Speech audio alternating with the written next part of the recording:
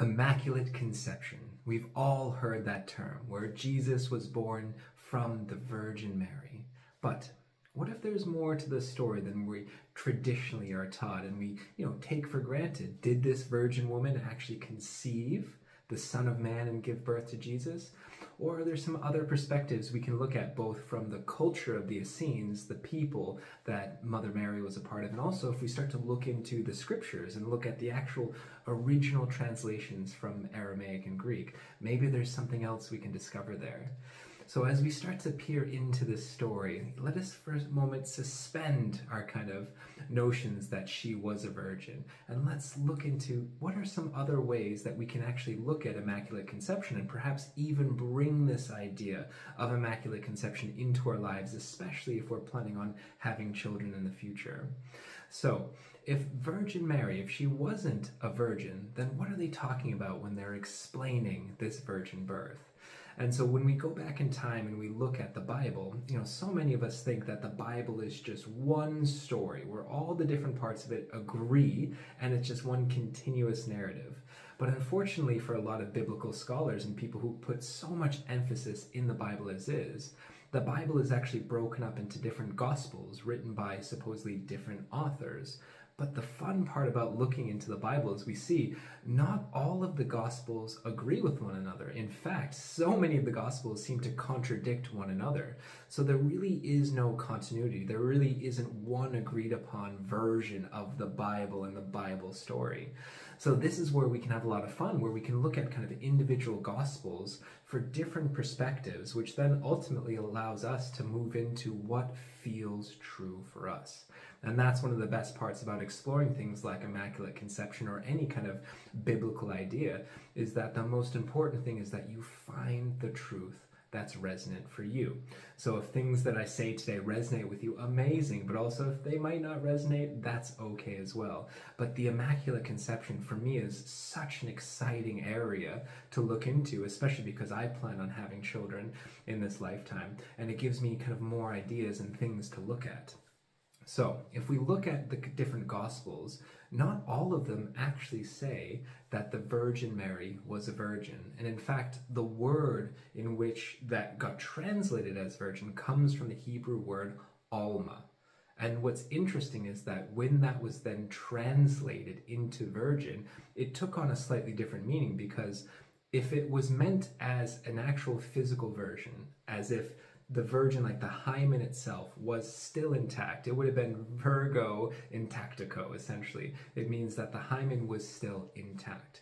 But the scriptures, and especially the original word in Hebrew, alma, doesn't actually say this at all. Alma, of course, can be translated in, you could say, different ways, but generally it's accepted that alma means young woman, although there are far more spiritual contexts where you can see in other parts of the Bible Mary is considered a sacred alma. So it's not necessarily just that she was a young woman, but perhaps there was a more sacred element, a more priestess, a more nun-like element to it, and we'll explore a little bit more of that later in this video. But when we look at the original translations of Alma, and especially what some of the different Gospels say, we kind of get a different idea of maybe what the Virgin Mary meant, the virgin part, and also what Immaculate Conception could mean. So when we're looking at the Bible again, we see 4 main Gospels, but what so many people don't realize is that originally there were many, many, many different Gospels. Some say there's all the way up to 120 different original Gospels. And so why do we only have 4 in the Bible? Well, that's where this idea of different agreement fields had to come together for political as well as religious reasons to formulate the Bible. And then, of course, after different councils and basically a lot of people voting and agreeing upon what should be in the official biblical narrative, we ended up with 4 Gospels. But there were so many more, and those other Gospels actually said some very interesting things. For example, in the Gospel of Philip, what he says is that some say Mary conceived by the Holy Spirit, but they were wrong, for they do not know what they're saying. And I always remember reading that, and I was like, wow, even the Gospel of Thomas, he says very clearly there that Mother Mary didn't conceive Jesus by the Holy Spirit. So to me, that was a very interesting kind of opening of like, okay, so what was going on here? And so now let's look at the actual community in which Mother Mary was a part of. This community was known as the Essenes. And the Essenes were an incredible group of people, very esoteric, very spiritual, very grounded in a real life spirituality, connected to the earth, essentially just trying to live a good life, trying to develop yourself, become as good of a person as you can, and support all others in the community to be that same type of shining light of goodness. Not so much, disconnected, very astral spirituality, but just very, you're here and now. Let's be a good person. Let's do good deeds, essentially. And so they had a very interesting form of what you might even call Tantra. And so Tantra is the idea of sacred sexuality, but beyond that, it's the idea of how you can create higher states of consciousness through union involving sexuality and intimacy. And so the Essenes had their own version of Tantra, like many of the different esoteric and mystery schools did around the world. They all had their various forms of what we know now today as a common phrase, Tantra. So when we look at the esoteric form of their sexuality, their intimacy, their sexual union and sexual alchemy, we see some really interesting stories coming to us from alternative gospels as well as Gnostic teachings. And so for the Essenes, when they would come together, if you're a man with a woman or a woman with a man, what you would find in there is that they would teach pathways in which you could rise in consciousness, rise in expanded states of being, kind of like when we say Kundalini rises through us. And so they would have different, you could say, structures or frameworks that they could engage in to draw down a lofty soul. And so what that essentially means is that if you're trying to go through the process of conscious conception, right? So if you're going through the idea that you're planning the conception of your child, and not just planning the conception of your child, but that you could reach up into the divine realms and draw down a truly lofty soul, as the Gnostic scriptures would say, or a master in a soul, or if you're trying to essentially draw down a being like Jesus, you would have to go through a certain sexual rite. You'd have to go through a certain sexual practice, both individually as well as your partner, in order to create that pathway in which this master soul could come down. And so this is now where we can look at what is Immaculate Conception from the perspective of the Essenes. And so from the Essene perspective, in order to do this idea of Immaculate Conception, which would better be translated as light conception, or the ability to bring through something non-physical of a high caliber into a physical form, each individual partner would have to go through a rigorous you could say, purification process. Both the man and the woman would have to do this. And so from the man's perspective, the man would have to go through this intense and very long practice. They would say it would take somewhere between 5 and 7 years to be ready to do this. From the man's perspective, it's all about our seed, right? Our sacred seed, and purifying that seed. And from the feminine, the woman's perspective, it's all about purifying your womb space. And so the man would work on his seed, the woman would work on purifying and making ready her womb space. And so that it's beautiful because there's kind of individual practices that they would have to go through. And the reason why they would have to go through this is because in order to become a conduit for this idea of lofty soul, this masterful soul to come through us, we would have to then become divine conduits. And in order to become a divine conduit, we would have to purify ourselves physically, emotionally, and spiritually. And so for the man, that's going to take place in purifying his seed essence from a very physical level, as well as purifying himself on an emotional level and on a spiritual level. And the same thing would take place with the feminine, with her womb, with her eggs, you could say in a physical way, emotional and spiritual. And why I love this is because this was a very kind of ancient sexual rites of passage.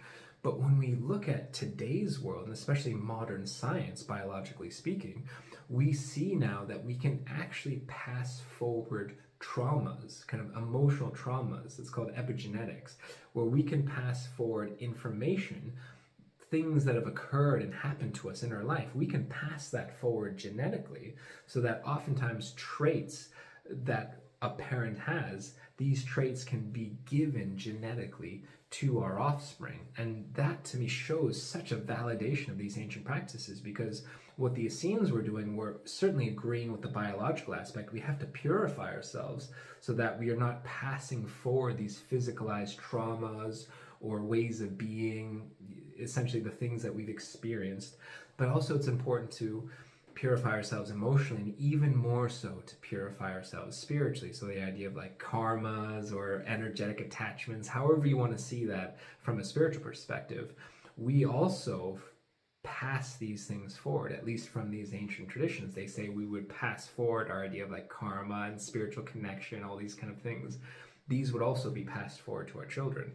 So it's very important that if our goal is to bring down this masterful, lofty soul, that we purify ourselves, we become, divine light conduits, but also we're making sure that we're not passing any junk forward. So it's kind of like saying, when we're going through this process of immaculate or light conception, all of my lineages, our ancestry, anything that's funky in there, anything that's out of alignment, anything that's, trauma, fear, anger-based, addictions, all these things that we know we can pass forward now through modern science. By going through this purification process, it stops with us.